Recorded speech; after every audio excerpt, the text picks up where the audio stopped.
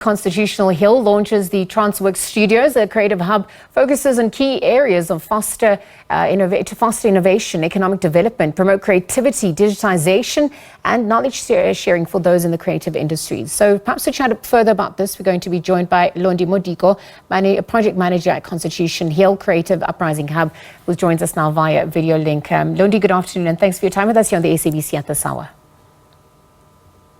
Good afternoon. Thank you for having me. Let's talk to what's on offer and really how it assists the creative industry, particularly in the festive period. So the Creative Uprising Constitution Hill is an ongoing ecosystem of creative spaces and communities. On the precinct, we have a recording studio called Flame Studio. We have a store called the Movement Store. And most importantly, we have studio spaces for creatives that are affordable. And on Monday, this is what we were launching. Within these spaces, creatives get support in the form of upskilling, giving them market access, and just helping them improve their small businesses. The work that Constitution Hill is doing is quite important right now when you think of the unemployment rate, and what we are trying to do is to empower creatives to make better products and to hopefully be ready for export and that is the vision of the Creative Uprising at Constitution Hill. No, absolutely. Thank you for that. Perhaps specifically the Transwerke Studios that were launched. What, does that give, those creatives access to? And when we're looking at accessibility, particularly in working spaces, even affordability, who is this aimed at? And really, how does it, assist those who are not located within the proximity of, where they stay, particularly in townships?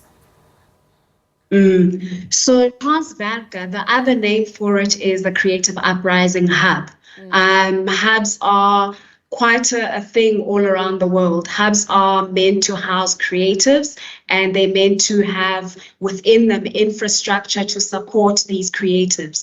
For example, we have what we call in the building a maker space.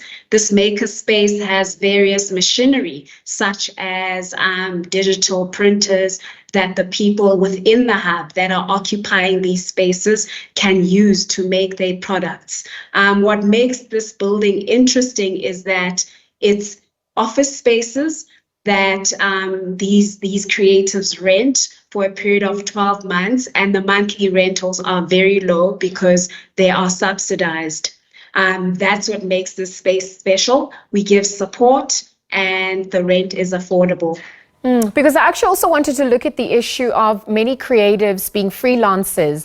And so whilst it offers them flexibility, it, somewhat also offers instability on the economic front and obviously poses some challenges. How was that mitigated against as well? And in terms of access to financing, even partnerships with other, sectors on a hybrid basis, is that also something to be looked at, or that is being looked at? That is looked at. So the other important thing about the people that are in the building is that we have what we call supporting organizations, and these are companies that are already established and specializing in certain areas. For example, we have a company called Saki, and Saki is an incubator for creative businesses. What the work that Saki does is that they help these young SMMEs register their business and just to be formalized. And we have other businesses that are like Saki that, for example, help these creatives to improve their products.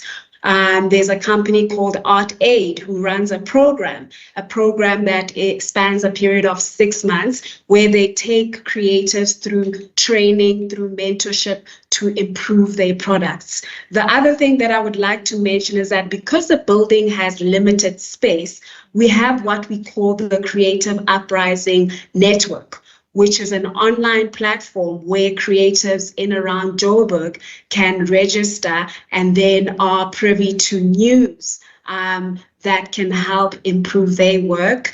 For example, we we have workshops. We also run workshops that are not only for the creatives that have studios in the building. These workshops that we run at Constitution Hill are often for the greater creative economy. And if you don't have a space, you still afforded the opportunity to come to these workshops and to learn and hopefully improve your skills and your young business. How would you say it's also added to the flair and the feel of the city, given that the Creative Hub obviously offers a chance to assist in urban regeneration, but also, onto the impulse of the local economy as well? What's been observed on that front?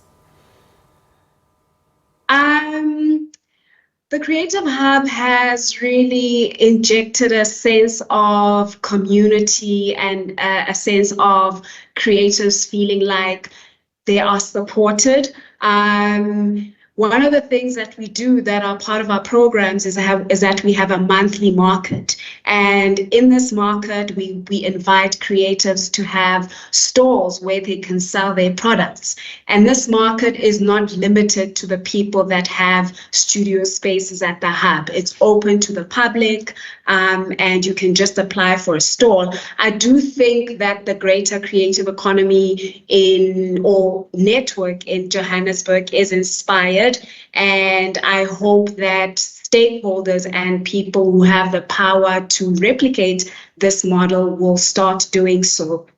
Okay, Londi, I have to wrap up. So just as we look at why the arts matters, perhaps you could speak to that creative economy and how valuable it is, the creative industry is, how competitive we are as a nation on a global platform, our global stage rather, and why it's imperative to support it in the way that you have done at this point.